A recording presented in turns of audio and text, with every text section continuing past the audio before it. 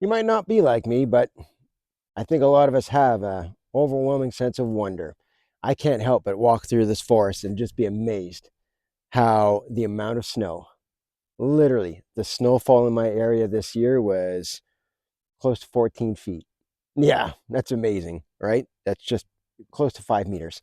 And all of that snow, and there's still some of it around, just percolated into the ground.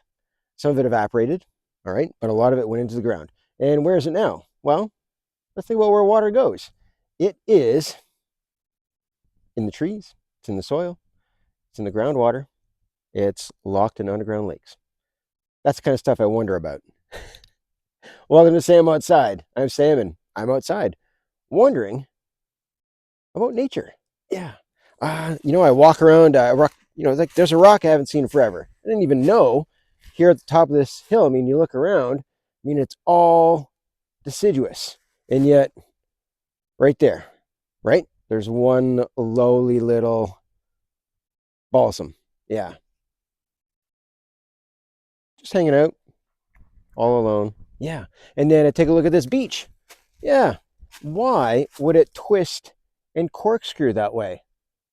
What about its life situation would have forced it to corkscrew all the way up like that? I don't know. Not all of them do. Pretty neat. If you don't know, I am a GIFT certified forest therapy guide. GIFT meaning the Global Institute of Forest Therapy and Nature Connection. My hope is to bring people out into the forest and guide them through a series of invitations that allows them to get in touch with nature through different aspects of sensory work, to be deeply immersed and to absorb the healing benefits of what trees can offer, what a forest can offer, right? And a big part of that is just being curious, just being guided by what draws your attention, all right? What I notice, what I see, what I smell, what I hear. Let's go check that out, right? The invitation is to go out and explore. So, before I became a certified forest therapy guide, for many years, International Society of Arboriculture, ISA certified arborist.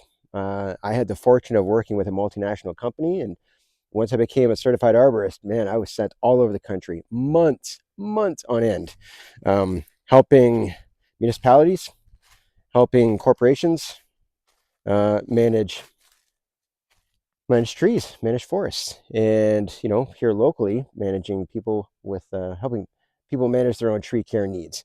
And sometimes that would be a forest management plan. All right, so I would literally do a tree count.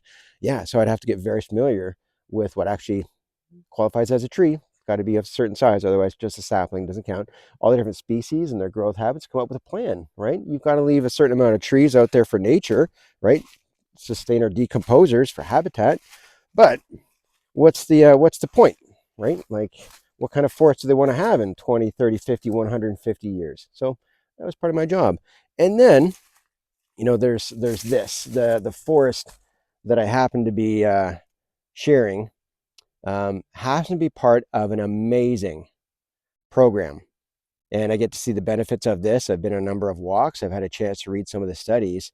And it is amazing to be part of the science, to see that the simple act of adding ash, right, just fireplace ash, is reinvesting some calcium into the soil. And what the studies are finding is that after a while, the trees, and they're looking at maples specifically because, that's a major Canadian export is our beloved maple syrup. But the trees that are being supplied with additional ash, and there's some other stuff in there, but the calcium specifically, 20% development, 20% development. So if I had hundreds of thousands of maple trees that I needed as a business, and I knew that just simply adding ash would help by 20%, well, that might be worth looking into, right? So that maybe my yields are a little stronger. I don't stress my trees out. I can get a little longer of a season. But that 20% might also mean that if I've got properties along a major river and I want some, to boost the roots that hold back riverbanks from erosion, then yeah, ash might be a solution. So it's a pretty neat study. All right, there's a couple universities involved. Get the students out here and they put calipers on the trees and they come out and do their studies and they dig and they invite volunteers to come out and do some trail maintenance. And yeah, it's pretty neat stuff. And so it's just nice to be part of a forest, and it's one that I enjoy guiding in to show them that they're not just empty spaces, right? They can be used and we can learn from them and we can share in that.